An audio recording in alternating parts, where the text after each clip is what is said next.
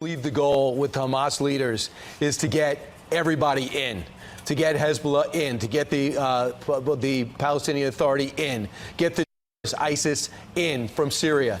Is that the big picture goal? Yeah, Brian, it's a great question. You know, Khalid Mashal, he's the leader of Hamas. You can say anything you want about them. They're evil. I wish they did not exist. But what we do know is they're smart. They're not naive. And they knew that there would be serious repercussions for an attack like this, and that was the catalyst that they wanted. They want Israel to respond violently, and Israel has to, because the things that happen to their citizens, you cannot just allow to happen. But by doing that, that might be the catalyst that everybody else needs, Taliban, ISIS-K, Hezbollah, for them to have their excuse to be united under jihad to attack Israel. So, you know, this is a very, very dangerous. You know, it's a tinderbox there right now. It always is, but this is something different. This is one bomb away from everything going nuclear. The scriptures clearly speak about a time of great hostility in the end times towards Israel. In fact, Bill Salas does this great thing on Psalm 83, and the psalm reads this way. It says, "With cunning they conspire against your people. They plot against those you cherish. Come, they say, let us destroy them as a nation, that the name of Israel may be remembered no more." That's almost a literal statement that comes out of the Palestinian authorities and Hamas when they talk about Israel today. I want to get a different perspective now on Hamas. I'm joined now by Musab Hassan Youssef. He's the author of Son of Hamas, and he joins us live. You know, your father was a founding member of Hamas, and you were groomed to take a leadership position. Eventually, you converted to Christianity, rejected their political and military objectives. Why did you do that? Well, for the simple reasons that we see right now in Gaza, that Hamas does not care about the lives of Palestinians, does not care about the lives of Israelis or Americans. They don't care about their own lives. They consider dying for the sake of their ideology a way of worship. And how can you continue in that society? Okay. I'll ask you the same question I asked my last guest. Can you coexist with someone whose mission is your destruction? Well, Hamas is not seeking coexistence and compromise. Hamas is seeking conquest and taking over. And by the way, Israel, the destruction of the state of Israel is not Hamas' final destination. Hamas' final destination is building the Islamic Khilafah, which means an Islamic state on the rubble of every other civilization. These are the ultimate goals of the movement. Israel's reprisal is underway tonight. It is massive, intensifying, and could trigger a regional war. Richard, I've been watching your camera feed out of the corner of my eye. You're by the Gaza border, and it looks quite active there tonight. Yes, Lester, Israel is continuing to carry out airstrikes into the Gaza Strip all night. And we know that there are between 500 and 600 Palestinian Americans in Gaza, and that negotiations are underway with the U.S., Israel, and Egypt to evacuate them. And based on what we see here, they are in imminent danger. And we actually spoke with one man, originally from Ireland, who was separated from his 8-year-old daughter. She had gone to a sleepover at a friend's house who also lived in the kibbutz. And he described to us the agonizing moment. After 2 days of waiting for answers, he was rescued. He finally found out that his 8-year-old daughter, Emily, had been killed. And listen to his reaction to that news, Wolf. They just said, "We found Emily."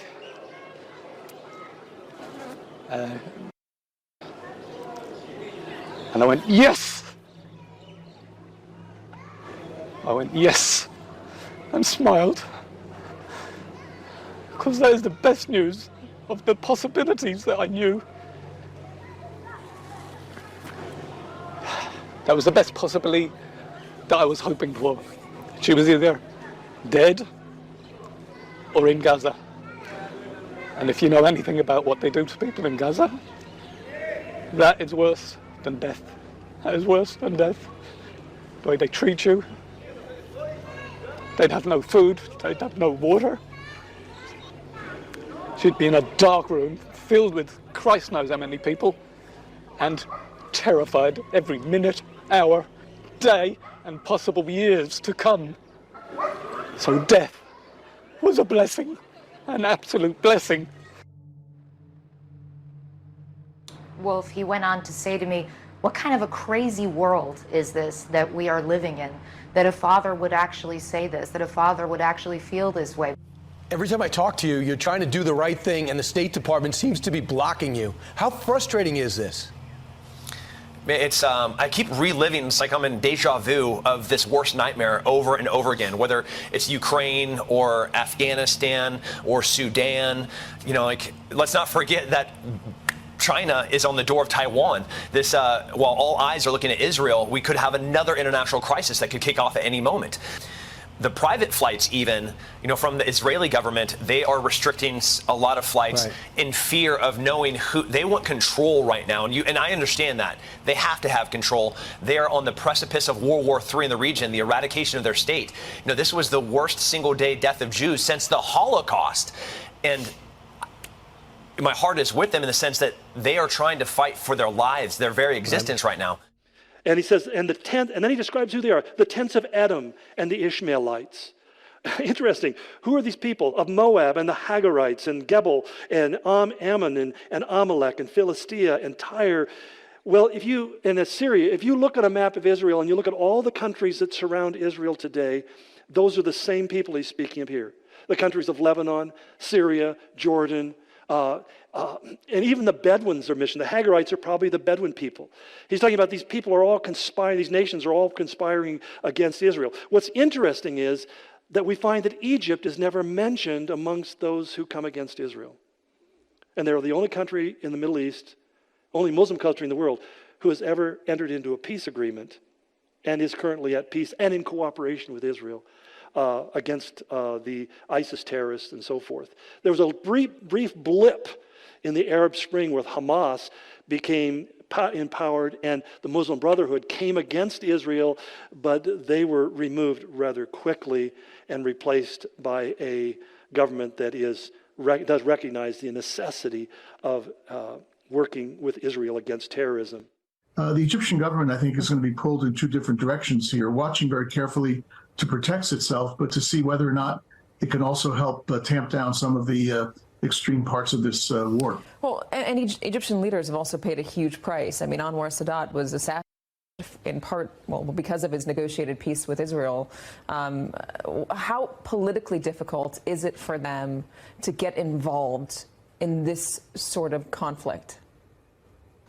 You know, I was stationed in Egypt during Sadat's assassination. I saw firsthand a population that was largely supportive of the idea that there would not be any more wars with Israel, but a minority, Muslim Brotherhood infiltrators into the army that decided to take matters into their own hands. And that's been part of the tension within Egypt ever since the peace treaty was signed in 1979. For that reason, the Egyptians have always sought for themselves a role in which they could probably advance or try to advance the prospects of a broader peace so that their individual peace with Israel would not be isolated. And they've tried hard, but you know, the peace process hasn't been very successful. And once again, they're going to be caught in this bind about protecting themselves and trying to end the violence. Isn't that part of the broader issue, though, is every time that these countries have come close to peace or the broader region has come close to peace or normalized relations with Israel, there's been a huge human toll. Yitzhak Rabin was assassinated after the peace deal, after standing on the steps of the White House and getting to a peace deal with the Palestinian Authority, the PLO, at that time. There are actors in the region who, you tell me, do they want anything more than just endless conflict or just the complete annihilation of Israel, or, on the other hand, the complete annihilation of any idea of Palestine? Well, I think it's clear that the non-state actors that we're watching now, Hamas, Islamic Jihad in Gaza, and Hezbollah in Lebanon, are not interested in a peace deal. They want to scotch the idea of Arab-Israeli normalization. But it's important to remember, Katie, that the two peace breakthroughs in our lifetime, the treaty with Egypt in 1979 and the Madrid Peace Conference in 1991, actually followed wars or uprisings. In other words, there is a possibility that there is an opportunity in a situation of violence or war which diplomats and statesmen might be able to exploit. That's going to be the challenge, not just for Egypt, but for the United States and Europe and much of the global community. It's not going to emanate from Hamas. It's not going to emanate from Hezbollah. But to what extent can a diplomatic pathway be forged out of this? Too early to suggest what that might be. But that's really the only way to get out of this cycle of wars that try to prevent peace from happening. It tells us in Revelation 6 that the Antichrist first rises to world power and prominence. And it says he enters into a covenant with the Jews. In Daniel 9:27, he says he will confirm a covenant with many of them for seven years. And in the middle of the 7, he will put an end to the sacrifice and offering, which is when he puts, in the middle of tribulation, he puts his image in the temple and creates what's called the abomination that makes desolate. And on the wings of the temple, he will set up an abomination that causes desolation. So that what happens, something has to happen to Islam that makes it no longer a factor. And I think that the destruction of the entire political structure, because that's what the battle of Gog and Magog does, these armies are decimated, they're wiped out, and there's no opposition any longer. In fact, it says in chapter 39 that the destruction that will come upon these nations will be literally fire that God will bring from heaven. It'll be so clear that God has destroyed them and that he is on Israel's side at that moment that I think people will turn away from Islam and it'll be a forsaken religion. And they will literally pull down the Dome of the Rock and they will rebuild the temple on that mount, at which point, when they finish it halfway through the tribulation, then the Antichrist betrays them and sets his image and commands that he be worshipped. And no man can buy or sell unless he receives the mark of the beast. Which brings me to my final sign of the last times, and that is what I talked about on Sunday morning, one world government.